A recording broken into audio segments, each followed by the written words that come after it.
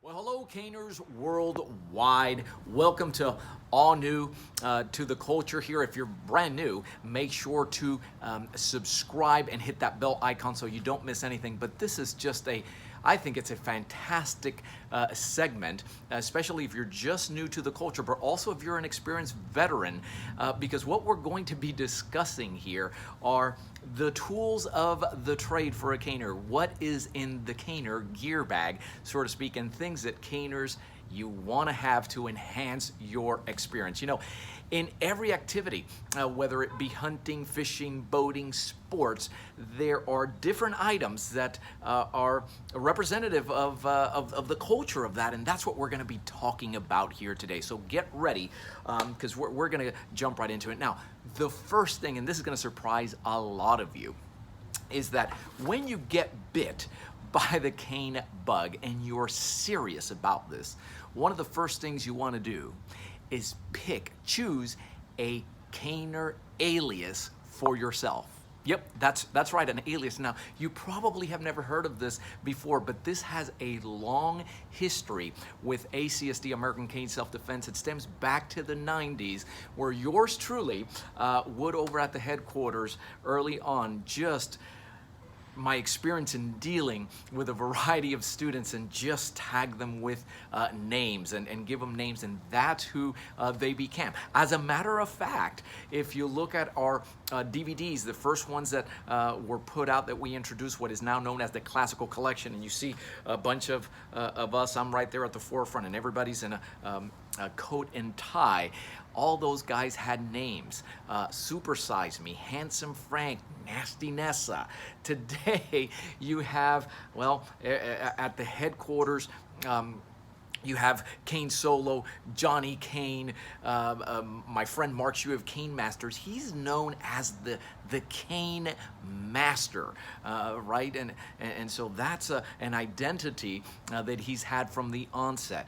Our very own Keith Melton, for instance, I just refer to him as the ambassador because he travels all over the world, and he makes it a point to carry and share with others our powerful message with the cane. So how do you avail yourself of that alias? You think of an alias for yourself, or an instructor, somebody else. For instance, if we work with you at the headquarters, if you're in that remote caner program, and we just know a couple of things about you, because you can say, hey, choose one for me, and what happens is the Combat Cane Spinning Society, you can actually register your alias with us, right? And we have a registry.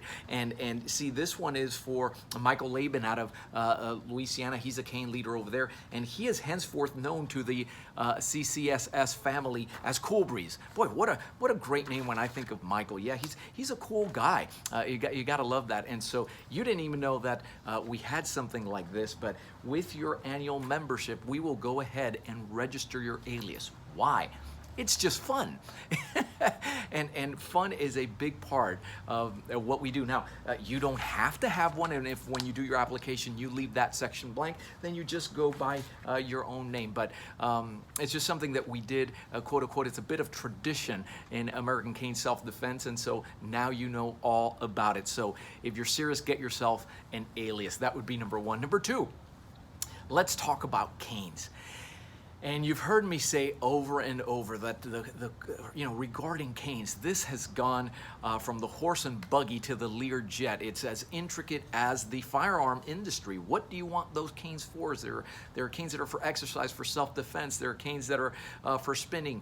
There are others that are for training, for practice. So I'm going to get right into it. It's so wide and so varied that I'm going to kind of narrow it. If you're just starting off or you're experienced, what are the canes that you should have in your bag? And needless to say that if you're a serious caner, you're never just going to have one cane. So I'm going to get right down to it.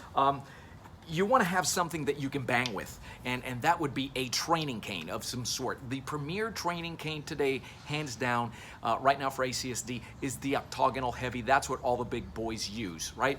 It's a heavy cane. It has an octagonal shaft. It doesn't have work done on the horn. We don't consider it a street cane because it doesn't have enough work in here to get you a quick release response. But the value of it is that it already comes with an octagonal shaft that enhances your grip, and because we don't need to add grips to it, then it keeps your costs low. So you want something in essence that you can bang around with, whether it be power shots to a heavy bag, or maybe even practicing 12 strike and defense zones with a heavier tool that is going to be reliable and not going to crack. From there, you want a street cane.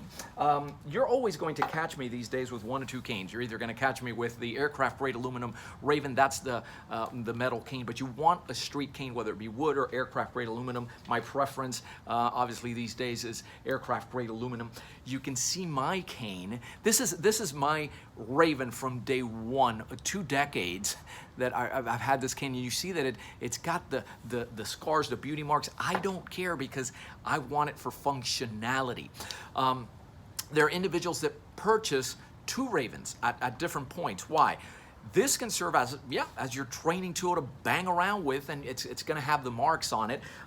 If I am going to go out on the town and I want that cane to hang around with, you see the difference in the one that I train with, and the other one doesn't have as many marks and looks. You see, so that's how that would work. This is my street cane.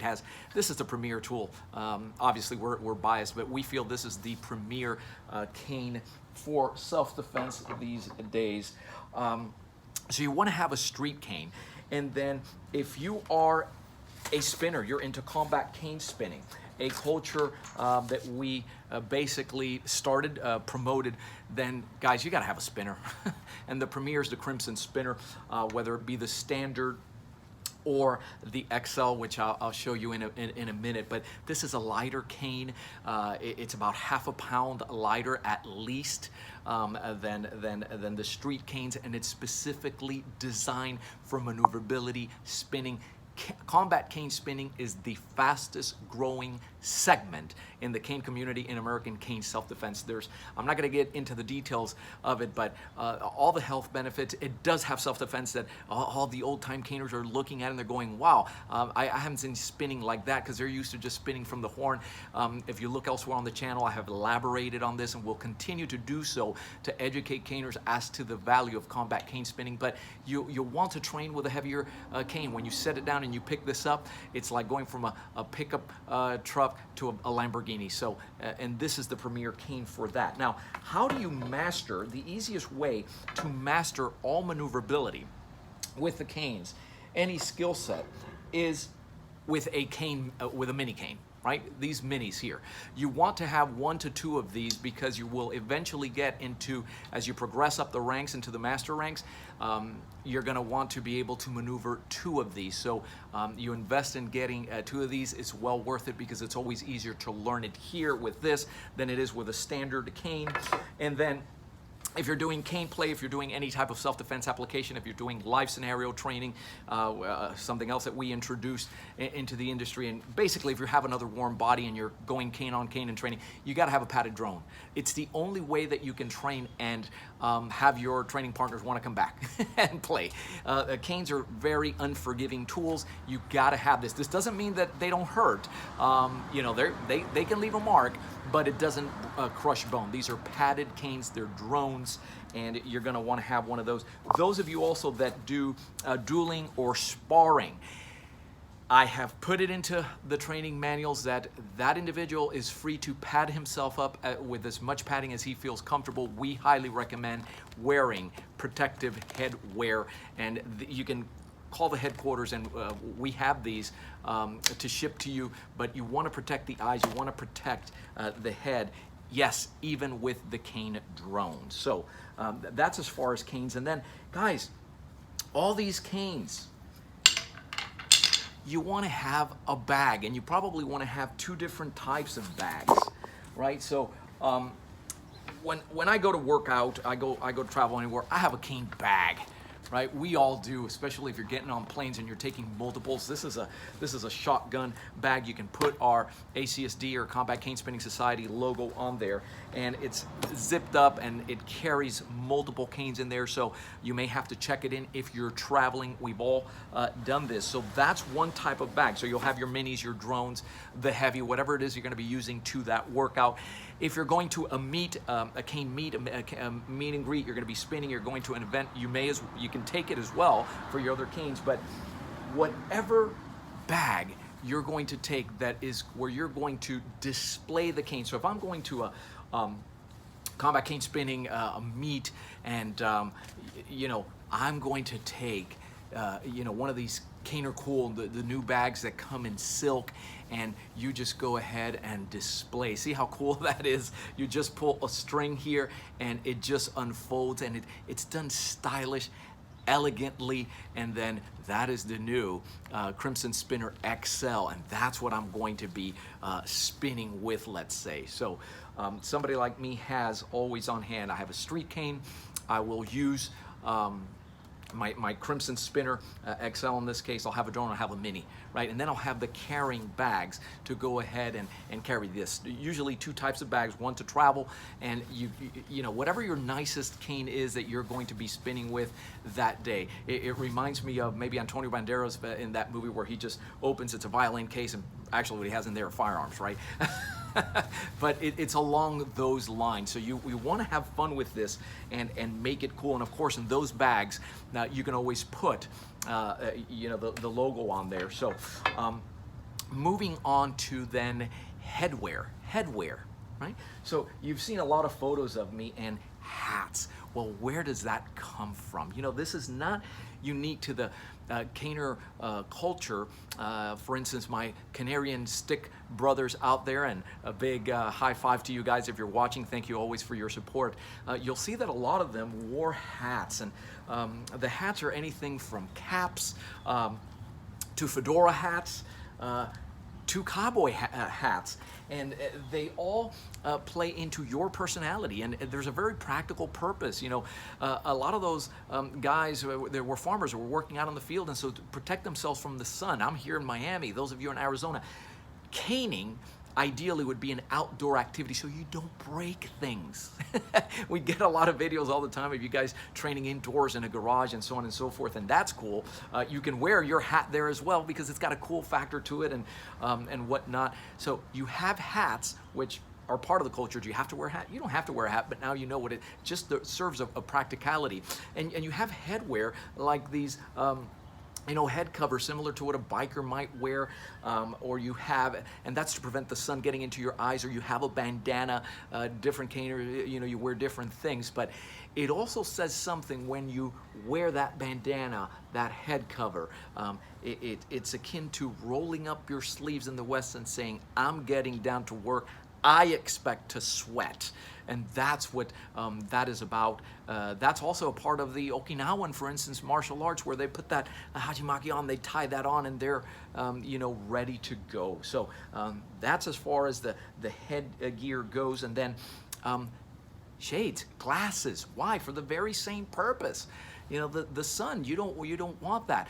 Some of you may need it because you need glasses to see, and then you take a frame and you go ahead and you get them adjusted so that it serves dual purpose. It protects from the sun, and again, your glasses, your headwear will say a lot about your personality. And guys, so as long as it is tasteful, then that is always welcome here. People always ask me about the glove. How come you wear a glove on the hand? And I see you guys also going out there and wearing, so people wear weight training gloves. I wear Harley leather gloves. Those guys should send me a check every month for as much as I talk about them. But for me, it's just a very practical. I'm still in a healthcare practice where I put my hands on for body work on people, and I cannot afford to have callous hands. I tend to develop more on the right hand than I do the left. And when you start spinning and moving around, these hands are also for therapy, and I got to keep them that way.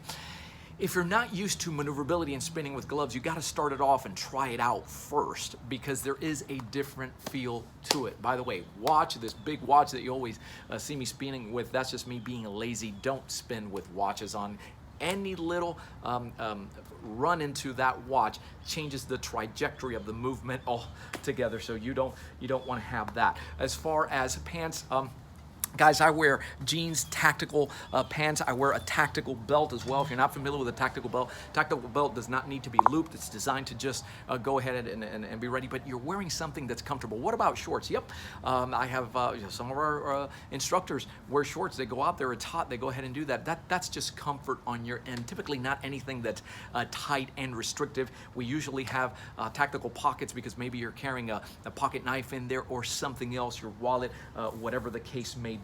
As far as shoes go, you're going to catch me spinning the majority of the time in some type of sneaker wear. I have done it in boots as well. I have done that, but again, it's your comfort, your protection. What are you going to be spinning on?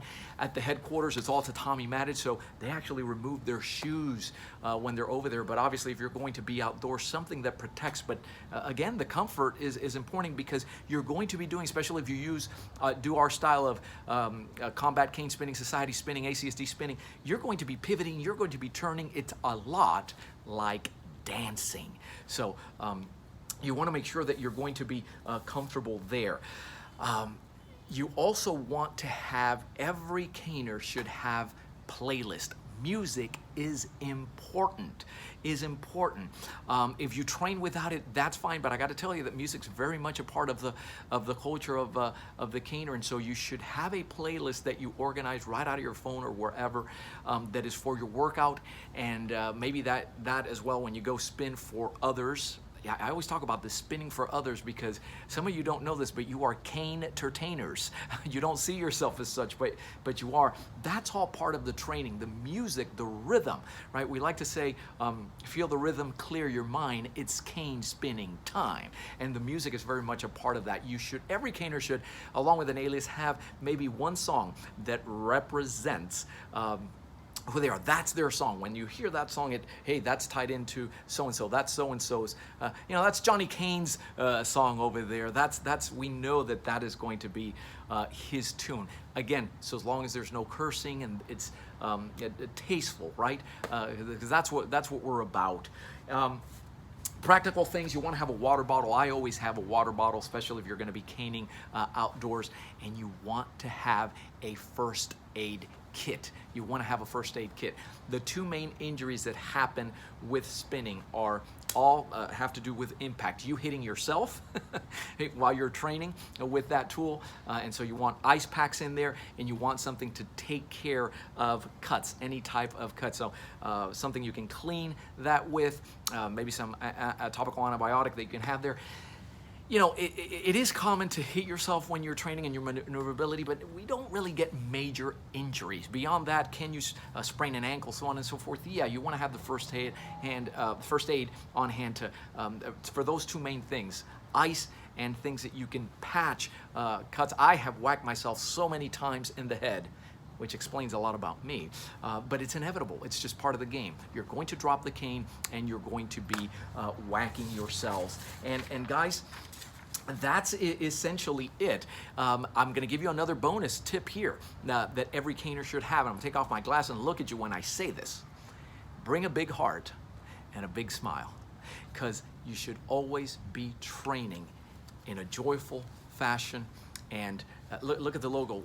As far as shirts and what you're wearing, please, go out there and wear your caner crew.